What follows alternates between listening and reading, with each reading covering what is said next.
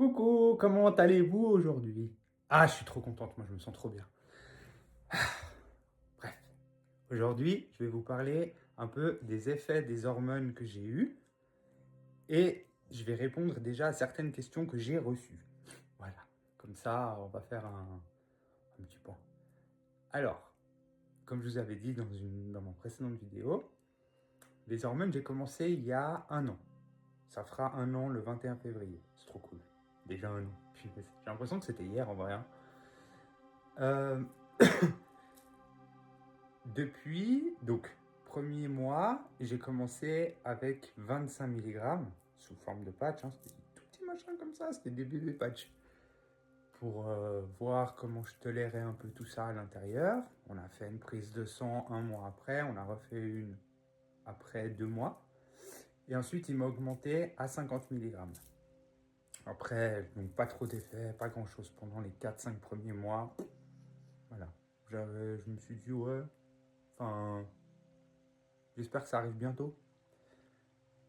Après, on a refait prise de sang et on est passé à 75 mg. Donc à peu près au bout de 3-4 mois, j'étais de 25 à 75. Là, pendant un jour ou deux, je me suis senti un peu bizarre au niveau du moral. Alors oui, les filles vont me dire, ah, bienvenue dans le monde des filles, c'est les hormones. Effectivement, bienvenue dans le monde des filles, les hormones. J'avais envie de pleurer, en même temps j'avais envie de rigoler, enfin, je savais plus trop. C'était un peu bizarre, puis j'avais un peu le blues comme ça. Mais rien de plus. Après, on est passé à 100 mg, pas trop de différence. Et ensuite, on est monté de 100 à 150. Et alors là, ouais, pendant 3-4 jours, vraiment un peu le blues, un peu morose et tout. Euh, des sensations un peu bizarres ici, commencent à arriver. Genre le frottement du t-shirt qui me faisait ou des trucs comme ça, un peu des frissons. Et puis maintenant, à l'heure actuelle, je suis à 200. Mais on va peut-être redescendre un peu parce que selon mes prises de sang en fait. C'est ça qui détermine vraiment. Et puis mon endocrinologue, il est vraiment, vraiment super. D'ailleurs, si vous voulez son nom, je vous le donnerai volontiers. Il est à la tour. Après un an, ce que j'ai pu observer chez moi, j'ai l'impression que mon visage il s'est un petit peu affiné, surtout ici. Voilà. Ça, c'est vraiment. Après, je sais pas si c'est aussi le sport à côté qui m'a fait perdre, mais j'ai l'impression que je suis en train de me creuser un peu au niveau des joues. Euh, bon, ça pousse. Des fois, si je fais juste comme ça, on voit un peu mieux le petit rond là. Voilà. Là. Enfin, ça pousse. Et puis quand j'appuie dessus, ça fait mal. Mais bon, pareil, c'est normal. Ça pousse. Euh, la bouffe. Quoi que je regarde, je vais faire les courses comme ça. Hein. J'ouvre les yeux juste au rayon légumes. Parce qu'en vrai, je regarde un gâteau, je gonfle. C'est horrible. C'est à cause de ça que je m'étais mis vraiment aussi au sport. Parce que j'ai commencé les hormones au mois de février. Je faisais 59 kilos. À peu près.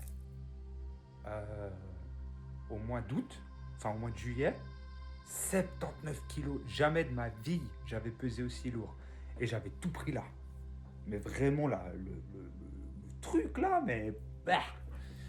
Et du coup, ouais, sport. Enfin, c'était pas possible de rester comme ça. J'étais hyper gêné. Et ouais, je m'aimais pas du tout. J'avais gonflé là, et tout. C'était dégueulasse.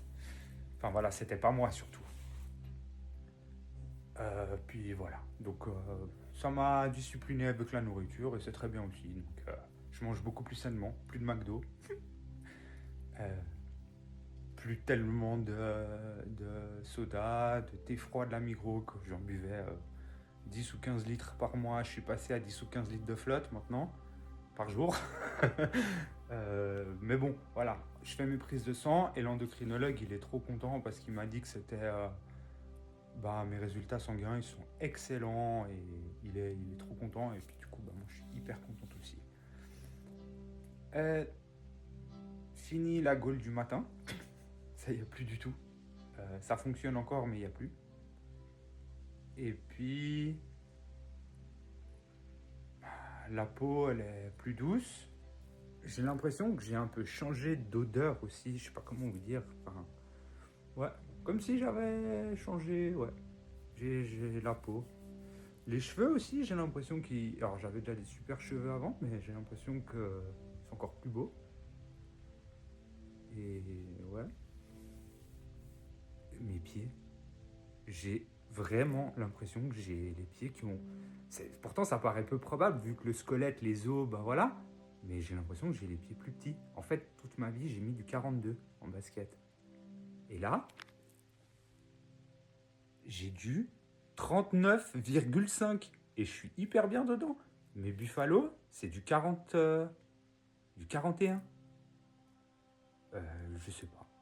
Mais voilà. Tant mieux, hein. De toute façon, c'est plus joli d'avoir des petits pieds, hein. Donc c'est cool. Et voilà. Après, maintenant, je voulais répondre à quelques questions que j'ai eues. Donc, je vais vous faire le détail des questions et puis après, je vous réponds. On m'a demandé si maintenant j'aimais les hommes. On m'a demandé si ça fonctionnait encore. Quelle chirurgie je voudrais faire. Qu'est-ce qui a changé? Je pense dans moi, c'est ça qu'on veut me demander. Depuis combien de temps je sens le changement et est-ce que je suis devenu plus sensible? Voilà les questions que j'ai eues. Alors, est-ce que j'aime les hommes? Non. En fait, toute ma vie, jusqu'à présent, j'ai été habitué aux femmes. Et j'aime la douceur, la sensualité des femmes. C'est moins brutal que les hommes, quoique ça dépend de certaines, hein.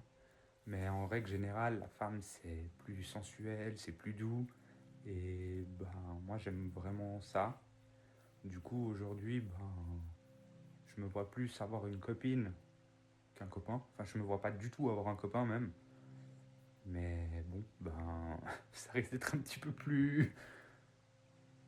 Je vais pas dire difficile parce que je pense pas, mais disons qu'il va falloir que je regarde peut-être d'autres milieux où je pourrais trouver des femmes qui seraient déjà pas fermées à une histoire avec une personne comme moi. Donc voilà. Est-ce que ça fonctionne encore? Oui. Je vais pas mentir, hein. Pas aussi bien qu'avant, c'est sûr, parce que j'ai plus de testostérone du tout, mais ça fonctionne encore. Quelle chirurgie je voudrais faire? Alors là, la première, et c'était une des plus importantes pour moi, non, c'est pas les boobs, c'est ça. Voilà. Parce qu'elle est vachement. On la voit bien. Et du coup, quand je fais comme ça, on voit bien. Et ça, c'est vraiment un signe d'homme. Donc j'ai été voir un ORL, j'ai rendez-vous le 16 pour le deuxième rendez-vous. Il m'a dit que normalement, on pourrait m'opérer dans les 3 mois, en espérant qu'il n'y ait personne qui soit malade, qui ait besoin de. Enfin, qu'il y ait un cancer, un truc au niveau de la gorge que lui devrait prendre en priorité. Je lui ai dit, hein, prenez tous ceux qui ont besoin avant, hein. Moi, c'est pas urgent, hein. Mais bon, il m'a dit que normalement, dans les 3 mois, je devrais pouvoir me faire opérer de ça. Ça dure 1 h 30, narcose complète, je rentre le matin, je ressors le soir. Et il va m'enlever 5 mm, il m'a dit, à peu près, avant que ça touche les cordes vocales. Donc ça n'aura aucun effet sur ma voix, parce que les cordes vocales, il les touche pas. Je lui avais demandé si en même temps on pouvait faire quelque chose pour les cordes vocales, la voix peut-être.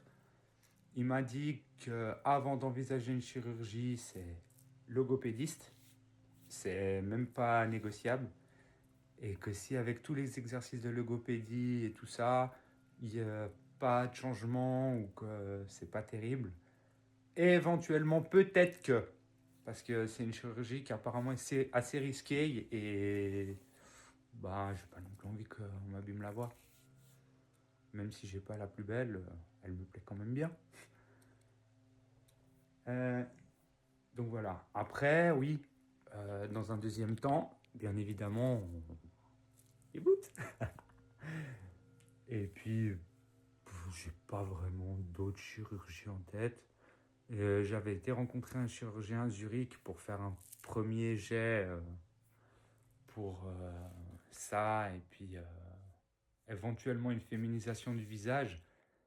puis je voulais le rencontrer lui aussi, parce que c'est un spécialiste pour l'opération du bas aussi. C'est aussi une question qu'on m'a posée. Et en fait, pour l'opération du bas, je pense que quand tout le reste ne laissera plus de place au doute, j'envisagerais peut-être ça.